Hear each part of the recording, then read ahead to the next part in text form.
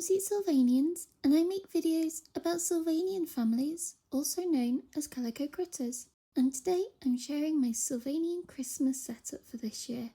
So I chose to do it on this shelf of my collection, which usually looks like this. On the right is Hilltop Manor, which is home to the chocolate rabbits. I've got some random babies out the front. And to the left is a nursery play park space on some green paper to look like grass, and then the old Tommy nursery at the back for the kindergarten babies. And as if by magic, this is the winter version set up for Christmas. So there has been snow, which has covered the once green grass with a lovely white layer, and some figures are out exploring amongst the trees. And if I just shift my camera to the right, the chocolate rabbits have decorated their house for Christmas, mainly the ground floor though. And I think it's just a family one this time, but there are lots of members of the chocolate rabbit family, so it's still quite busy. And here is Hilltop Manor from the front view, but there's also snow in the foreground and some babies battling the cold weather. I'll show you in more detail now, starting with the manor. This front little room is the dining room, where the families have set up a Christmas cake and Yule log along with some drinks, and baby Graham has come to investigate and maybe take one of the chocolates. I think Dad Fraser in the background might be there just in time to stop her. Out at the front there's a Christmas tree, and this is a very old one from my doll's house as a child, but some of the fairy snowbird babies have come to see it, pulling the teeniest ones on a sledge, and Ginger Snowdrift is following behind them, crawling in the snow. So here is the chocolate's main living area. We have Claire playing some carols on the piano. They have a big Christmas tree which has been decorated, and there are lots of presents underneath too, ready to be opened on the big day. You can spot some biscuits and miniature figures in there, and these babies are trying to figure out which of the presents are for them. In the back, Grandma Patricia is trying to watch TV, while one of the triplets has got stuck in a stocking, and they've even switched the fire on for that cosy glow. Terry and Cabe are going upstairs, and that area just looks like how it always does, rather than specifically Christmassy. There are some decorative beads that are like lights going around the ceiling though. Back outside, and at the front are Eve Snowdrift from the Christmas Friends and Luciana Marguerite as a Christmas bell, and they're just having a chat in the snow. Then this is how the area to the side of the house looks.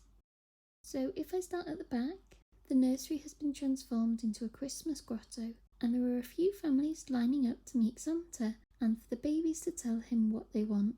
My Father Christmas is from a 2006 Flair set, and he's sat on a rocking chair with some presents beside him to give out to everyone who visits. The Biscuit Bears are at the front of the line, and baby Noah is very excited. Caramel Dog family are waiting just behind them. Baby Justin in particular is very happy to be there.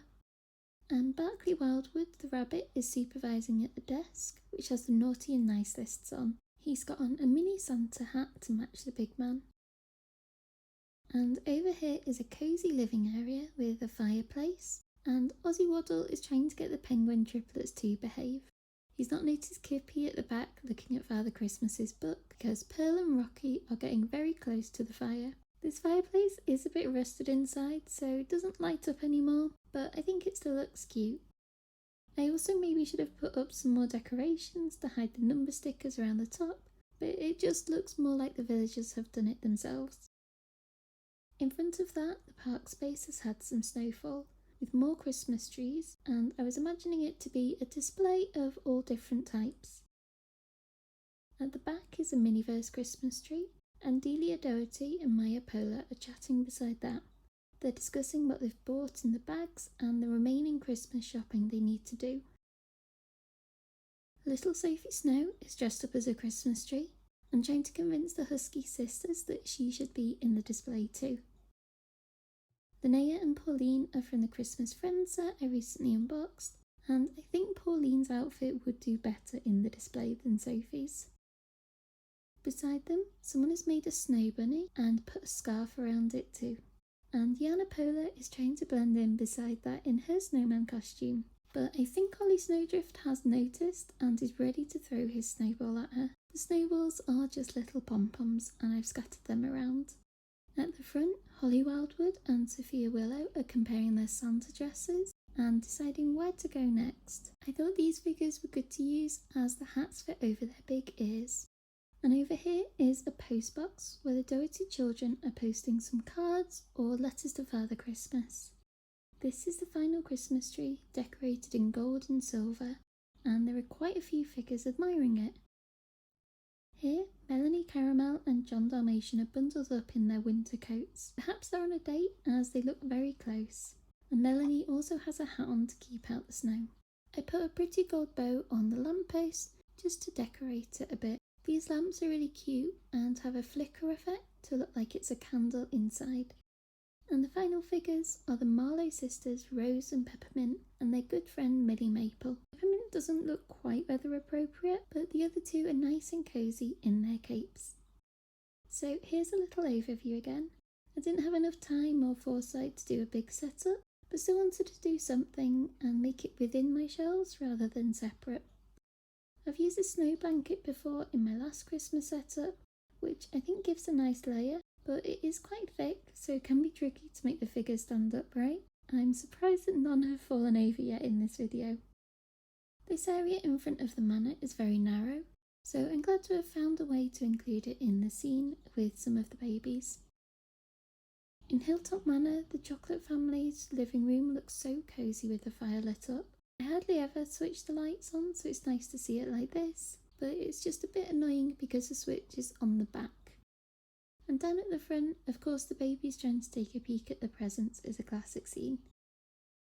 I also like being at this level as if we're in the snow amongst the other Sylvanians. So that is my little setup for Christmas 2025. I hope you enjoyed this look as to how I've set it up this year and how I use the Christmas items in my collection. If you are celebrating Christmas, then I hope you have a nice one, and if not, then I hope you have a relaxing time at the end of the year. So thank you for watching this video, and if you like Sylvanian Families content, then subscribe to my channel as I post videos every week about everything Sylvanian. We'll soon be getting the news about 2026 releases, so keep an eye out for that, as well as the usual hauls and unboxings.